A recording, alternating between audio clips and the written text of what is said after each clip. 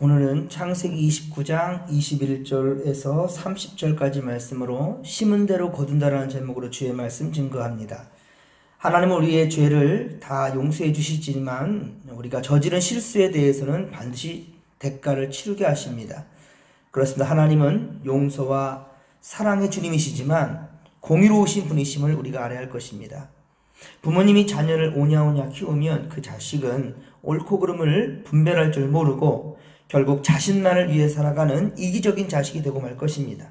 그러나 사랑하는 성도 여러분, 오늘 우리는 고람되어 하나님과 세상 앞에 정직한 믿음으로 나아가십시다. 야곱은 아버지 이삭의 집에서 도망쳐 나온 이후에 큰 좌절과 절망에 빠져 방황했습니다. 그러나 야곱이 방황할 때 하나님은 그를 만나 주시고 새 힘을 주셨습니다. 저는 여러분이 하나님을 믿을 뿐만 아니라 하나님을 만날 수 있기를 바라고요. 여러분이 교회에 오실 뿐만 아니라 교회에서 역사하시는 성령님을 체험할 수 있기를 바랍니다. 하나님을 만난 후에 야곱은 아버지와 형과의 관계에서 생겨난 상처가 치유됩니다. 자, 그렇습니다. 하나님을 만나면 상처가 치유되고 새로운 삶이 시작되는 겁니다. 그리고 사랑은 위대한 힘이 있습니다. 그래서 야곱은 라반의 집에서 둘째 딸 라헬을 사랑하여서 7년 동안을 무보수로 일했지만 7년도 수일같이 보내게 되었습니다. 그렇습니다. 목적이 있는 사람에게는 시간이 그리 빨리 갑니다. 야곱은 7년을 기대감과 설레임과 흥분으로 그렇게 보냈습니다. 이렇듯 사랑하면 미래가 보이기 시작하며 사랑하면 세상은 아름다워 보이는 겁니다. 그리고 무엇보다 하나님이 복주시며 지키시고 함께하는 세상은 살만한 곳이 되는 거예요. 야곱은 사랑을 위해 기꺼이 7년을 채우고 라반에게 약속대로 둘째 딸 라헬을 달라고 이제 말합니다. 그러나 라반의 마음은 몹시 언짢았을 것입니다. 왜냐하면 그에게는 아직 시집가지 않은 첫째 딸이 있었는데요. 우리 앞서 17절에 보면 그 딸은 건강상 문제, 특히 시력이 좋지 못했습니다.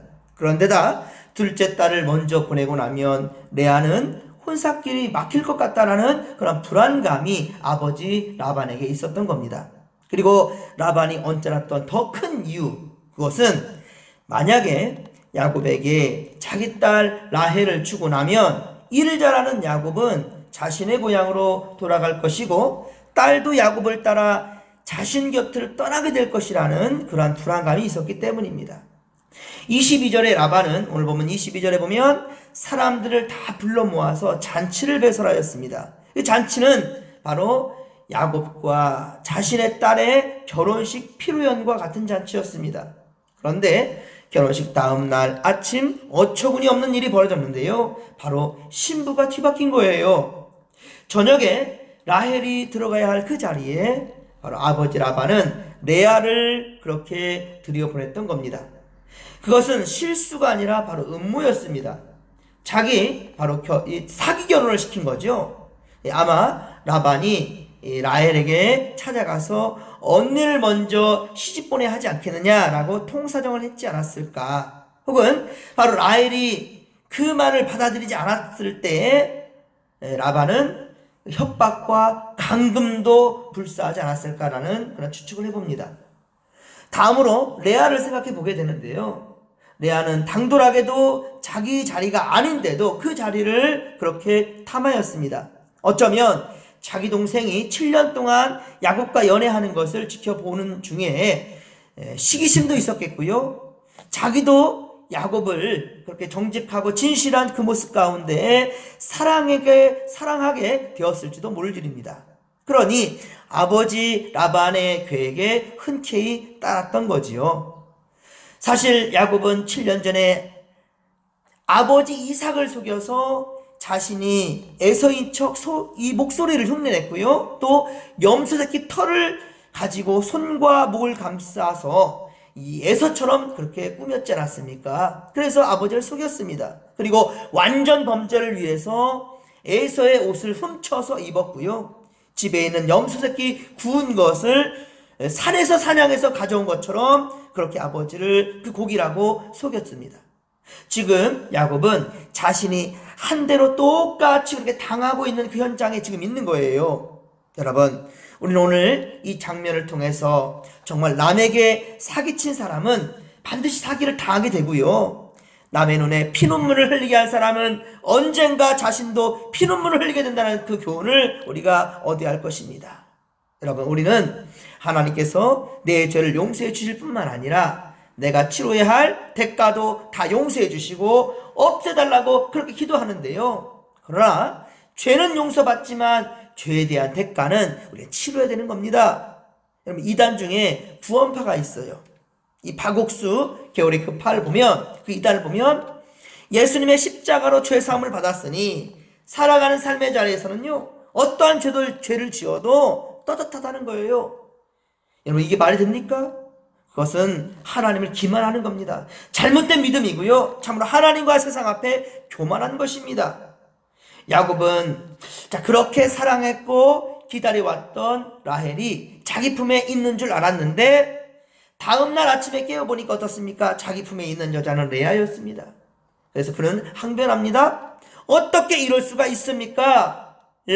라반을 위해서 7년을 그렇게 라헬을 얻기 위해서 7년을 섬기지 않았던가? 야곱은 황당함, 당황함, 허탈함, 억울함, 그리고 강한 분노와 수치와 굴욕감도 느꼈을 겁니다. 사람들은 살아가다 보면 이런 일들을 겪을 때가 있잖아요.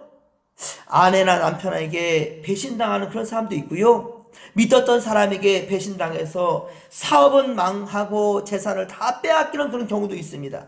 그래서 눈물 흘리며 패가 망한 그러한 끝에 가족이 극단적 선택이나 가족이 모두 다 뿔뿔이 흩어지는 그런 일들도 우리는 종종 매스컴을 통해서 보게 됩니다.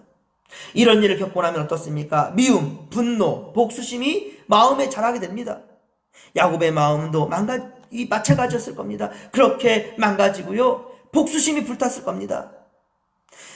그러나 사람들은요, 자기가 남에게 상처를 준 것은 까맣게 잊어버리고요, 자신이 받은 상처만 그렇게 생각하고 피해망상에 피해받은 것만 생각하고 살아간다는 거죠. 사랑하는 성도 여러분, 우리 여러분들은 제발 다른 사람들의 피눈물을 흘리지 않게 하시길 바랍니다. 다른 사람의 마음에 상처 주지 마십시다. 그 상처는 야곱처럼 반드시 심은 대로 거두게 되고 우리에게 돌아올 것이라는 거예요. 때로는 사람은 당하는 사람이 상처받는 그 사실을 느끼지를 못합니다. 내가 상처 준 것을, 저 사람이 얼마나 고통 가운데 있는 것을 우리가 느끼지를 못하는 거예요. 그러나 자신이 당하고 나면 어떻습니까? 그제서야 알게 됩니다. 야곱은 바로 그런 상황을 경험합니다. 그렇습니다. 야곱은 7년 전 아버지와 형에게 상처를 주었던 일을 아마도 이때 처음으로 느꼈을 겁니다.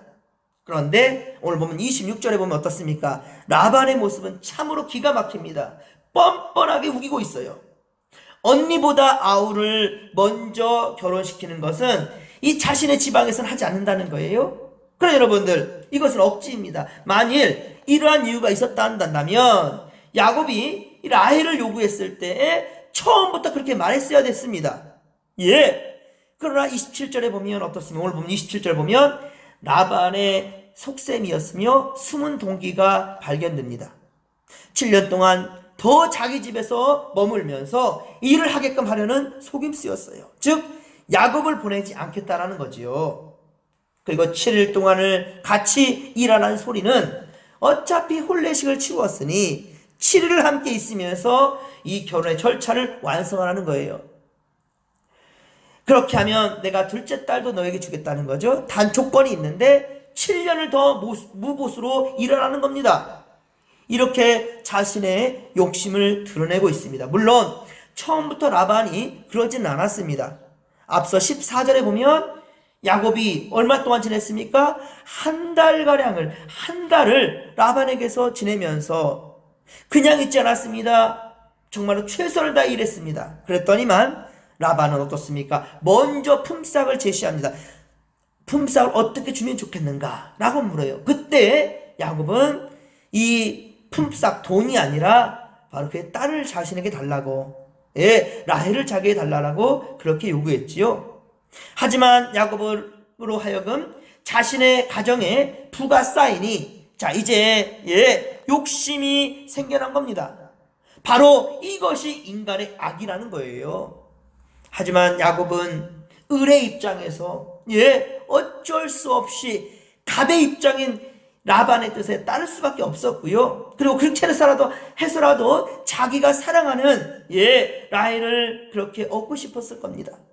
사랑하는 성도 여러분, 우리는 어떤 경우에도 남의 눈에서 눈물을 흘리게 해서는 안 된다는 것을 알아야 합니다. 여러분, 남에게 상처를 주지 마십시다. 언어폭력을 조심하십시다. 입술로 범죄하지 않기를 바랍니다.